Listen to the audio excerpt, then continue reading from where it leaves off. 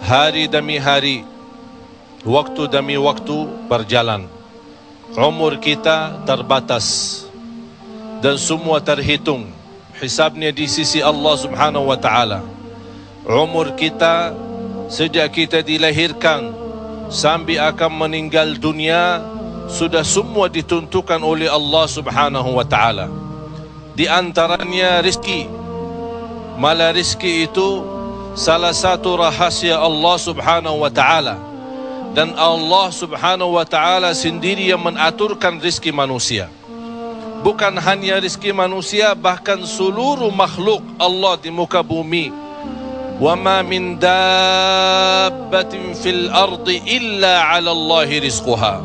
Setiap makhluk yang berjalan di muka bumi, Allah Subhanahu wa taala yang mengaturkan rezekinya. Walaupun rezeki kita sudah ditentukan oleh Allah, tapi sebagaimana kata Amirul Mukminin Umar bin Al-Khattab radhiyallahu anhu, inna as-samaa'a la tumtiru dhahaba. Ketahuilah langit itu tidak akan menurunkan hujan emas.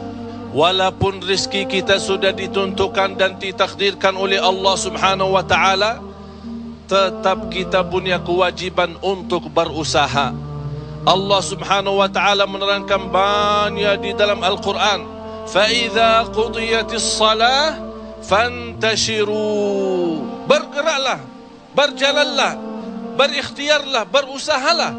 Fantashiru fil ard wabtaghu min fadlillah. Carilah karunia Allah, anugerah Allah, rizki Allah. Orang mukmin yang percaya kepada Allah dan senantiasa dia berikhtiar dan berusaha, tetap memiliki keyakinan, menggantungkan hatinya kepada Allah Subhanahu wa taala. Itu yang namanya tawakkal qalbu. Bukan hanya tawakkal usaha, bukan hanya kita percaya kepada kemampuan diri kita atau kita percaya kepada kecerdasan kita, tapi tetap kita senantiasa memohon pertolongan Allah Subhanahu wa taala. Dan segala amalan itu tergantung niat. Innamal a'malu binniyat wa innama likulli imri'in ma nawa. Kita punya amal, tapi sebelum kita beramal, sebelum kita berusaha, sebelum kita berikhtiar, tolong Bapak Ibu jangan lupa nawaitu. Saat kita mencari nafkah dan rezeki, nawaitu dia untuk apa? Jadikan rezeki itu adalah jembatan yang membawa kita mendapatkan ridha Allah, jembatan membawa kita masuk surga Allah. Itulah nawaitu. Hal-hal kecil dengan nawaitu bisa menjadi besar di sisi Allah Subhanahu wa taala. Ada orang nawaitu dia mencari nafkah dan rezeki, begitu dia mendapatkan rezekinya, dia nawaitu untuk memenuhi hak-haknya, kewajibannya terhadap istrinya, kewajiban terhadap anaknya. Sampai Rasul bersabda, sampai seorang suami suapin istrinya diberikan pahala sedekah. Coba bayangkan, berarti nawaitu itu sangat berarti. Oleh karena itu Bapak Ibu jangan tinggalkan nawaitu. Di mana anda berada, apa urusannya, mau kemana, tolong dihadirkan nawaitu.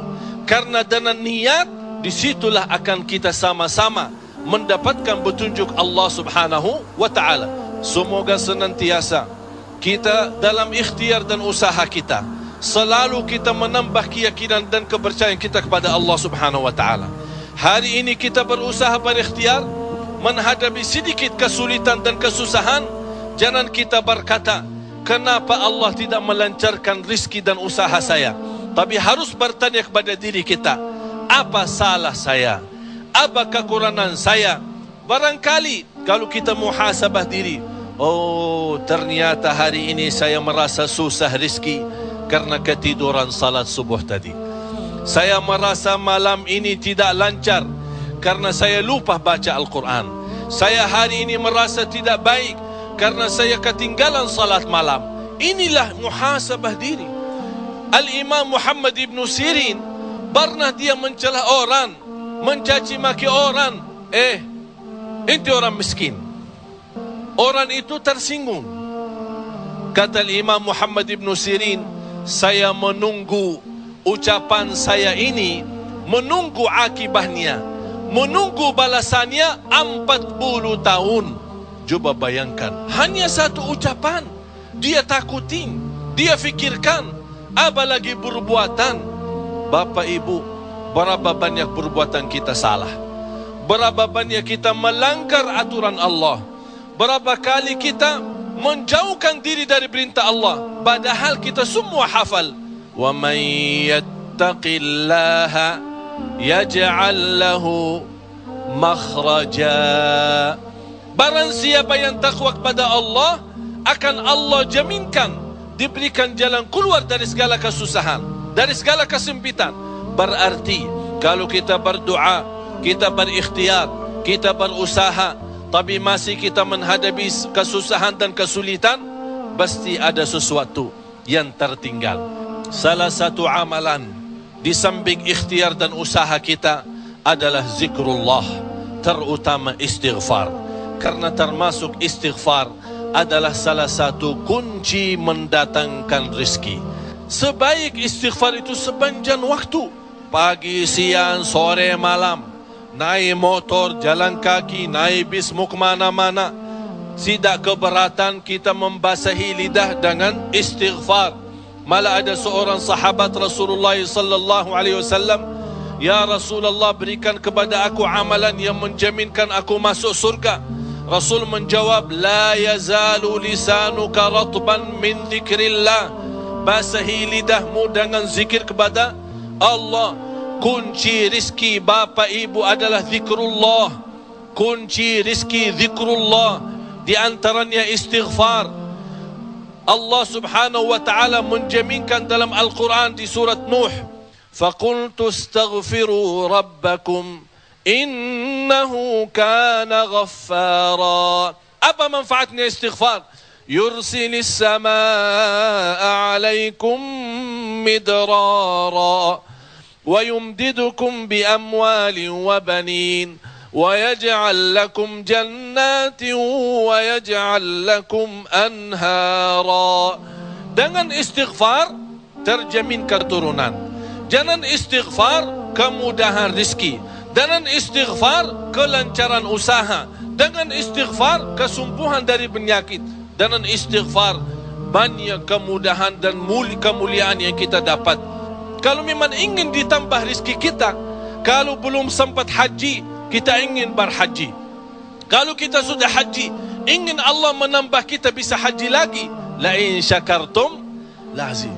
Jadilah hamba yang bersyukur, karena nikmat Allah memang Bapak Ibu tidak bisa terhitung. Nikmat Allah begitu banyak di setiap waktu dan setiap saat, lahir dan batin. Wa in ta'uddu ni'matallahi la tuhsuha. Oleh karena itu, jangan anda menjadi orang-orang yang mengkufri nikmat, tapi jadilah senantiasa mensyukuri nikmat. InsyaAllah dengan syukuri nikmat dan sabar menghadapi ujian dan cobaan, kita bisa menjadi hamba yang diridai Allah. Kalau Allah sudah ridha kepada kita, InsyaAllah segala amal ibadah kita akan diterima, dan segala usaha dan ikhtiar kita akan dipermudahkan oleh Allah Subhanahu wa ta'ala. Bapak Ibu, yang terakhir, tidak boleh kita lupa doa. Rasul kita sallallahu alaihi wasallam selalu berdoa kepada Allah Subhanahu wa ta'ala. Padahal dia Rasul, terjamin pertolongan Allah. Senjata orang mukmin adalah doa, dan pintu langit bisa dibuka dengan doa, dan doa itu kapan saja dan bisa sampai kepada Allah tanpa waktu dan tanpa batas. Selama kita masih berdoa kepada Allah, selama masih kita memohon kepada Allah, Allah akan senantiasa mendengar doa kita.